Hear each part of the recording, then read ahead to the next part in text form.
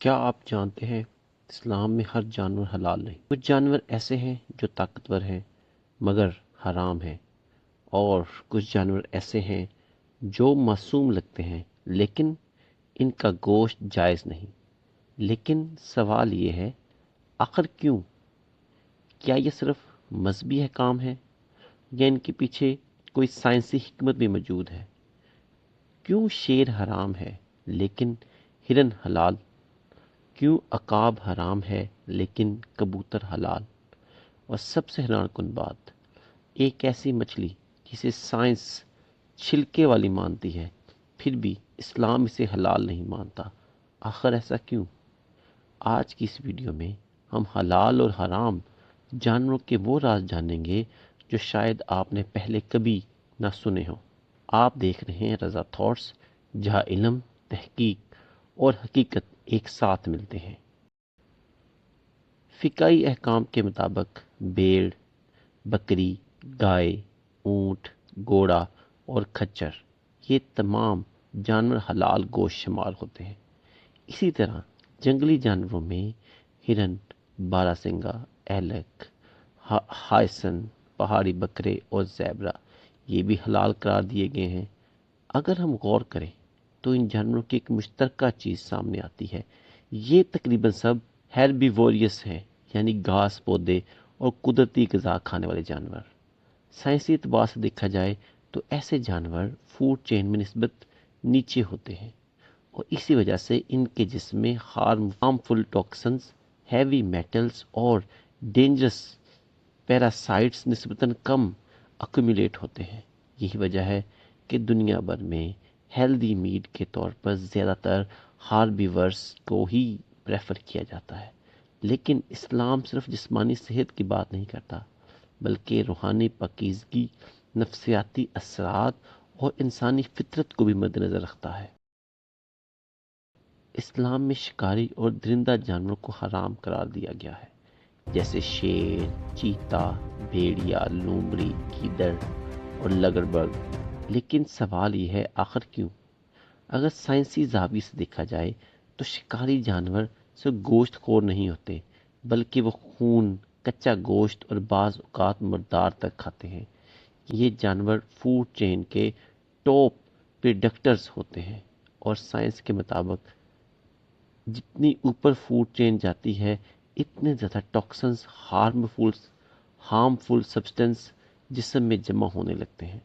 اسی لیے بعض سمندری پیڈیٹرز میں مرکری لیولز بہت زیادہ پائے جاتے ہیں، اور یہی پرنسپل جنگلی پیریڈیٹرز پر بھی اپلائی ہوتا ہے۔ لیکن اسلام نے 1400 سال پہلے ہی ان جانوروں سے دور رہنے کا حکم دیا۔ بہت سے ماہرین کا ماننا ہے کہ خوراک انسان کے مزاج پر بھی اثر ڈالتی ہے، اور شکاری جانوروں کی اگریسو نیچر انسانی نفسیات پر گہرا اثر ڈال سکتی ہے۔ لیکن اصل حیرت ابھی باقی ہے، یہ جانور بھی حرام ہیں۔ فقہی احکام کے مطابق خرگوش، بندر، سور، ہاتھی اور ریچھ، یہ سب حرام جانوروں میں شامل ہیں۔ خاص طور پر سور، جس کے متعلق دنیا بھر میں سائنسی بحث ہوتی رہی ہے۔ سور کے گوشت میں پیراسائٹس، ٹیپ ورمز اور مختلف انفیکشنز کی بات کئی تحقیقات میں سامنے آتی رہی ہے۔ لیکن حیرت کی بات یہ ہے، اسلام نے صدیوں پہلے ہی اسے حرام قرار دے دیا تھا۔ اسی طرح زمین کے اندر رہنے والے کئی جانور جیسے سانپ، چوہا، چھپکلی، گرگٹ، یہ بھی حرام شمار ہوتے ہیں، اور اگر غور کیا جائے تو ان میں سے کئی جانور ڈیزیز، وینم یا ہارمفل بیکٹیریا کیری کرتے ہیں۔ لیکن اسلام نے نہ صرف فزیکلی حرام نہیں دیکھا، بلکہ انسانی فطرت، نفسیات اور پاکیزگی کو بھی اہمیت دی ہے۔ پرندوں کے حیران کن اصول۔ اسلام میں پرندوں کے بارے میں واضح اصول موجود ہیں۔ وہ پرندے جو پنجوں سے شکار کرتے ہیں، جیسے عقاب، باز اور چیل، وہ حرام شمار ہوتے ہیں، جبکہ مرغی، کبوتر اور بطخ جسے دانہ کھانے والے پرندے حلال ہیں۔ ممکنہ سائنسی حکمت یہ ہو سکتی ہے کہ شکاری پرندے اکثر خون، مردار اور دوسرے جانور کھاتے ہیں، جس کی وجہ سے یہ ہارمفل بیکٹیریا اور پیراسائٹس کا خطرہ بڑھ سکتا ہے۔ لیکن یہاں بھی اسلامی اصول صرف سائنس تک محدود نہیں بلکہ انسان کی روحانی اور فطری پاکیزگی بھی اہم ہے۔ سمندری جانوروں کا سب سے بڑا راز۔ سمندری مخلوقات کے احکام۔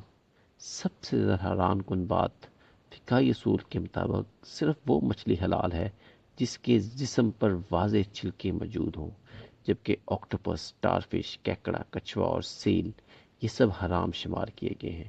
البتہ جھینگا حلال ہے، لیکن یہاں سب سے دلچسپ سوال سامنے آتا ہے، شارک۔ بعض ماہرین کہتے ہیں کہ شارک کے جسم پر مائکروسکوپک سکیلز ہوتے ہیں، یعنی ایسے چھلکے جو عام آنکھ سے نظر نہیں آتے، اور یہی وہ مقام ہے جہاں فقہی اصول انتہائی انٹرسٹنگ ہو جاتا ہے۔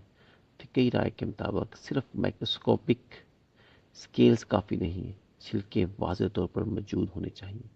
اسی وجہ سے شارک کو حرام قرار دیا گیا۔ لیکن حیرت انگیز بات یہ ہے کہ سائنس بھی شارک کے متعلق کئی خطرناک فیکٹس بیان کرتی ہے۔ شارک سمندر کی ٹاپ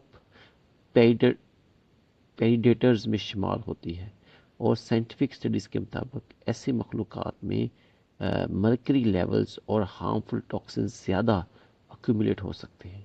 یہی وجہ ہے کہ بعض ممالک میں پریگننٹ خواتین کو زیادہ شارک میٹ کھانے سے منع کرتے ہیں۔ تو کیا یہ محض اتفاق ہے یا پھر اسلامک احکام میں واقعی ایسی حکمتیں موجود ہیں جنہیں انسان وقت کے ساتھ ساتھ سمجھتا جا رہا ہے؟ اسلام اور حکمت۔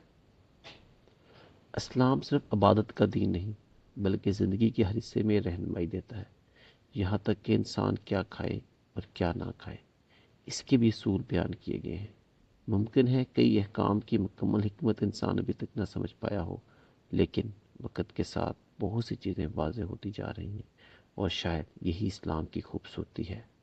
اگر آپ کو یہ ویڈیو معلوماتی لگی تو ویڈیو کو لائک کریں اور زیادہ تھاٹس کو سبسکرائب کریں، کیونکہ یہاں ہم صرف معلومات نہیں بلکہ حقیقت بیان کرتے ہیں۔